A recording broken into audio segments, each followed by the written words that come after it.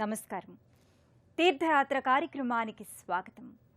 మానవుల శారీరక మేధోకర్మల సృజనాత్మక నిర్మాణం బొంబాయి నగరం. ముంబాదేవి నిరంతర ఆశీస్సుల ముంబై మహానగరం అనేక ఆలయాలకు ఆలవాలం. ఎన్నో విశిష్ట ఆరామాల నెలవైన ఈ పారిశ్రామిక నగరాన నెలకొన్న చారిత్రాత్మక కోవెల శ్రీ హరిమందిర్.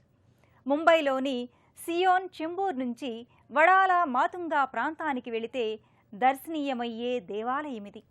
ఈ హరిమందిరానికి యాత్రగా వచ్చాం కదా, ఆ ఆలయ విశేషాలను చూసి మన కన్నులకు కడివేడు పుణ్యాన్ని కలిగించుకుందాం.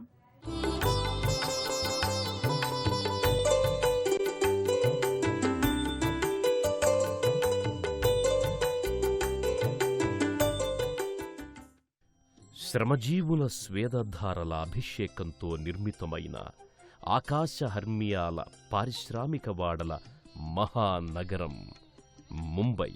ఈ ముంబై నగరిలో ఓ అపురూప ఆరామం, రాముడు కృష్ణుడు, వారితో పాటు శైవ శక్తిమాతల ఆలయం హరిమందిరం. దిక్కులేని వారికి దేవుడే దిక్కు అన్న పదం వెనుక ఎంత విషాదం, మరెంత ధైర్యం కూడగట్టుకోవడం ఉంటుందో అన్నదానికి నిలువెత్తు రూపమే ఈ హరిమందిర్.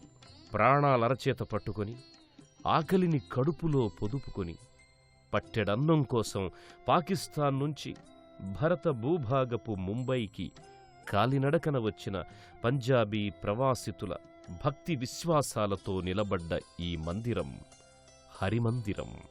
మిలిటరీ జవానుల బ్యారక్లుండే గుర్తేజ్ బహదూర్ ప్రాంతంలో కాలిడిన ఆ ప్రవాసీయులు తమ ఇళ్లలో నుంచి విగ్రహాలు తెచ్చి ప్రతిష్ఠించుకొని, తల్లివి నీవే, తండ్రివి నీవే, నీడనిచ్చే దైవము నీవే అంటూ సాగిలపడ్డారు.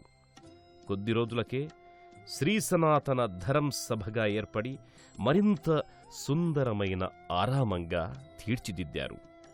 అదే దినదిన ప్రవర్ధమానమై నేడు భారతదేశమంతా గుర్తించిన హరిమందిరంగా పేర్గాంచింది. శ్రీరాముణ్ణి, శ్రీకృష్ణుణ్ణి ప్రధాన దేవుళ్లుగా, మూలమూర్తులుగా ప్రతిష్ఠించుకొని నిత్య ధూపదీప నైవేద్యాలతో, నిత్యోత్సవ, మాసోత్సవ, వార్షికోత్సవాలతో ఓ అద్భుత దర్శనీయ స్థలిగా ఈ మందిరం వెలుగొందుతోంది. త్రేతాయుగము, ద్వాపరయుగము జంటగా ఆవిష్కారమయ్యాయా అన్న భావన కలిగించేట్లుగా ఈ హరిమందిర గర్భాలయం శోభిల్లుతుంది. త్రేతాయుగ పురాణోత్తముడు శ్రీరాముడు, ద్వాపరయుగ జగన్నాటక సూత్రధారి శ్రీకృష్ణుడు ఒకే వేదికపై తమ పరివారంతో ప్రతిష్ఠితులయ్యారు.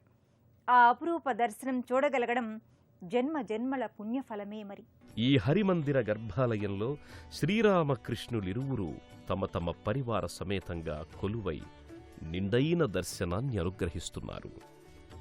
సీతా లక్ష్మణ హనుమల సహితంగా ఆ రామభద్రుడు మర్యాద పురుషోత్తముడుగా భక్తులకు కనిపిస్తాడు.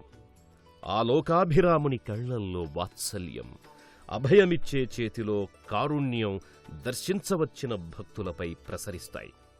చెంతనే ఒక్కడుగు వెనుకగా నిలబడ్డ సోదరుడు లక్ష్మణుడు నీ ఆజ్ఞ అన్నగారు అన్నట్టుగా వినమ్రుడై నిలబడి ఉంటాడు.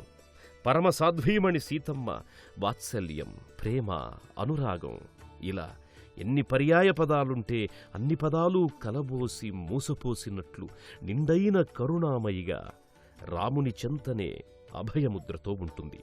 స్థానక భంగిమలో ధనుర్బాణాలతో లక్ష్మణ సీతా సహితంగా దర్శనమిచ్చే ఆ శ్రీరాముణ్ణి చూసిన వారెవరికైనా యనేగదా మనకు రక్ష రక్ష, శ్రీరామరక్ష అన్న పదాలు నోటెంట వెలువడి తీరవలసిందే. త్రేతాయుగం, ద్వాపరయుగం ఒకేసారి ప్రత్యక్షమైనట్లుగా అదే గర్భాలయ వేదికపై శ్రీకృష్ణ భగవానుడు తన 16,000 సఖులలో ఇష్టసఖి రాధతో కొలువై ఉంటాడు. వేణువాదన చేస్తూ వ్యతస్థాపాదారవిందుడై ఆ లీలా తరంగుడు పైకి విలాస పురుషుని వలె కనిపిస్తాడు. పక్కనే రాధాదేవి అభయమిచ్చే అరచేతిలో ఓంకార బీజాక్షర శక్తి మనపై ప్రసరించేలా దీవిస్తూ ఉంటుంది. ఆ మూల విరాట్టుల పాదభాగాన నృత్య గణపతి, సీతారామలక్ష్మణ హనుమలు, ఆంజనేయుడు, సింహారూఢ అష్టభుజ దుర్గాంబ, ఊయల సేవలో బాలకృష్ణుడు, రాధాగోవిందులు మొదలైన పంచలోహ చిరు విగ్రహాలుంటాయి. ఆ పరమేశ్వరుడు ఒంటరిగా ఉంటే ఆదిలయకారుడు, ప్రళయకాల రుద్రుడు. ఢమఢమ ఢమరుక నాదాల, భంభం శంఖానాదాల, జణు జణుత నట్టువాంగాల తాండవ నటరాజుడు. అదే శంకరుడు పార్వతి పక్కన ఉంటే ఆది దంపతులవుతారు. జగతః పితరౌ వందే పార్వతీ పరమేశ్వరం అవుతారు. సకల జీవుల తల్లిదండ్రులైన ఆ అర్ధనారీశ్వరులు విగ్రహరూపాన కొలువయ్యారి ఆలయాన. దర్శించుకుందాం, విచ్చేయండి. గర్భాలయ మందిరానికి కుడివైపున ఉన్న మందిరం శివపార్వతుల మందిరం. లింగరూప పూజలందుకునే పరమేశ్వరుడు ఇక్కడ మాత్రం నిలువెత్తు విగ్రహరూపాన పార్వతీ సమేతంగా భక్తజన బాంధవుల కొలుపులందుకుంటున్నాడు. చంద్రుణ్ణి సిగలో ధరించి చంద్రశేఖరుడై, నుదుట మూడో నేత్రంతో నిటలాక్షుడై, నాగులను ఆభరణాలుగా వేసుకుని నాగభూషణుడై ఆ పరమశివుడు భక్తులకు దర్శనాన్ని వసంగుతున్నాడు. చేతికి కడియాలుగా, కాళ్లకు గండపెండేరంలా నాగులు అల్లుకొని ఈ ఫణిభూషణుడు మా ప్రభువు అని ప్రకటిస్తున్నట్లుంటాయి సర్పరాజాలు. భవుని అర్ధనారీశ్వరి పార్వతీమాత లోకపావని అయి భర్తకు తగ్గ భార్యలా కడు రూపసిగా కొలువై ఉంటుంది.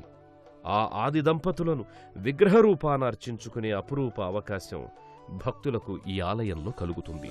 చారిత్రాత్మకమైన ఈ ఆలయ ప్రాంగణాన శైవ వైష్ణవ దేవదేవుళ్లే కాదు, జగన్మాత, ఆది పరాశక్తి అంశావతారాలు కూడా కొలువుదీరి భక్తుల పూజలందుకుంటున్నాయి. దుర్గాదేవిగా, సంతోషీ మాతగా, జమ్మూ కాశ్మీరం నుంచి జ్యోతి రూపాన తరలివచ్చిన వైష్ణోదేవిగా ఆ లోకమాత తీర్థయాత్రీకుల మనోవాంఛలను నెరవేరుస్తోంది. సర్వజీవులకు శక్తినిచ్చి కాపాడే శక్తిమాత దుర్గాదేవిగా భయద సౌందర్య రూపాన దర్శనమిస్తుంది అమ్మ. దుష్టులను దునుమాడ భయద స్వరూపిణిగా, శిష్టులను బ్రోచేందుకు సౌందర్య స్వరూపిణి ఆ జగదంబ. హిందీ మాట్లాడే హిందువుల ఉచ్చారణలో ఆ తల్లి షేరేవాలి మా అయిన ఈ అంబ శార్దూల వాహినిగా ఈ ఆలయంలో దర్శనమిస్తుంది. ఆ మాత పక్కనే సకల సంతోషాలను కలుగజేసి జీవితాలను ఆనందమయం చేసే సంతోషీమాత అన్నపాత్రతో మన అన్నపూర్ణయేనా ఈమె అన్నట్టుంటుంది. ఈ ఆలయ పరమ విశేషం ఏమిటంటే, జమ్మూ కాశ్మీరాన్ నుంచి అఖిల జగానికంతా వెలుగులీనుతోన్న వైష్ణోదేవి మాత జ్యోతి రూపాన ఇక్కడకు వచ్చిందంటారు.